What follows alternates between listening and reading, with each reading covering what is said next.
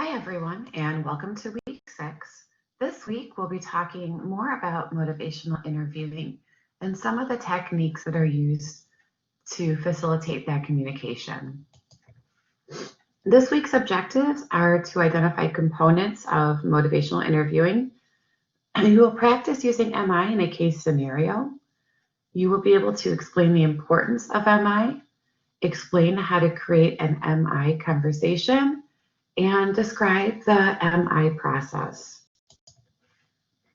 The items that are due this week, your simulation, the motivational interviewing with Gabe Turner, the simulation talking to patients about health risks, motivational interviewing spirit quiz, your week 6 discussion board, and your week 6 reflection journal.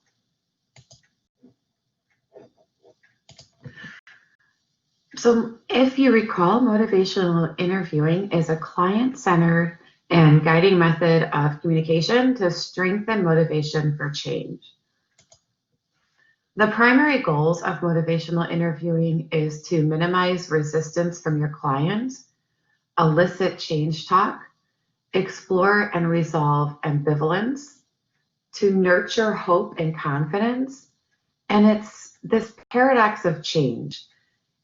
When a person feels accepted for who they are and what they do, no matter how unhealthy they are, it allows them the freedom to consider change rather than needing to defend against it.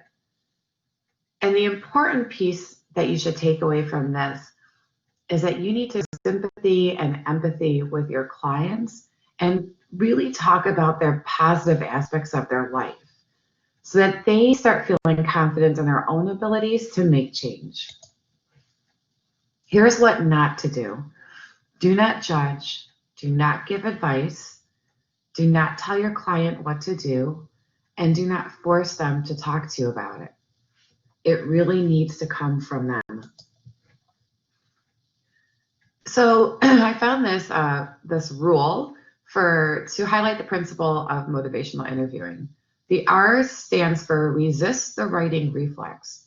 You are not right. Allow your client to say their piece, reflect on what they're saying, explore what they're saying, but don't tell them what is right. U stands for understanding your client's motivation. So what leads him or her to do the behavior? What is the barrier to exercising? L is listening to your client and showing your client that you're listening to them. And lastly, E is empowering your client. And empowering your client can look like supporting them, giving them confidence, highlighting the positive aspects of their life. When you create a motivational interview conversation, there are some suggestions on this page. So to develop collaboration, be sensitive, and display empathy. And I will go over these in a few minutes. Develop collaboration. Collaborating with your patient builds rapport and facilitates trust in the relationship. And it also helps produce positive change. So when you use collaborative language in a conversation, you will use words like let's, we. You're doing this together. You're not using words like you. And avoid using an authoritarian approach, meaning avoid using words like I think you should, you should. You're not the authority. You're really there to have a collaborative conversation. Be sensitive. And so it's really important to support their autonomy as well as to help them feel valued. If your client feels supported and respected, they're more likely to share information with you. And sensitivity requires that you accept what your client brings to the table without judging. Understand that your client is worthy and the potential of your client and sensitive to their situation. And again, try to use insensitive statements like your community, people of your background, as they tend to create a separation between you and your client. And then last is to display empathy. So empathy is taking an active interest in trying to understand what your client is feeling. Ways to express empathy is to put emotions to what they're saying. So if they've been talking about a problem, you could attach it to emotion. You could say something like, so it sounds like you feel frustrated when you da da da da da. Also use affirmations throughout the conversation, which makes them feel heard and understood. Affirmations also reinforce the client's strengths and frames your client's actions in a positive way. So the MI process, engaging. Engage your client to make him or her feel comfortable to talk freely with you. At this point, you're likely to address the goals of the client, address any questions or concerns, and also talk about the expectations. Focusing. Now, this is where you're going to maintain or seek the direction of the conversation. It's about finding the direction and working towards a realistic and achievable goal that are understood by yourself and your client. You're guiding the conversation, but you're not moving it. You have to follow your client's lead. Evoking is an ongoing process, and it's trying to help the patient or client understand their behavior and identify their own reasons for change. You can encourage the patient to express more reasons for change by being smart how you reflect their ideas, but don't put the ideas in their head, or don't put the thoughts in their head. And last is planning. So planning is the transition from discussing what are some of the reasons to change to coming up with a plan on how to change. And this is where your goal setting will come in, your objective setting, making smart goals, and helping the client identify ways to support behavior change.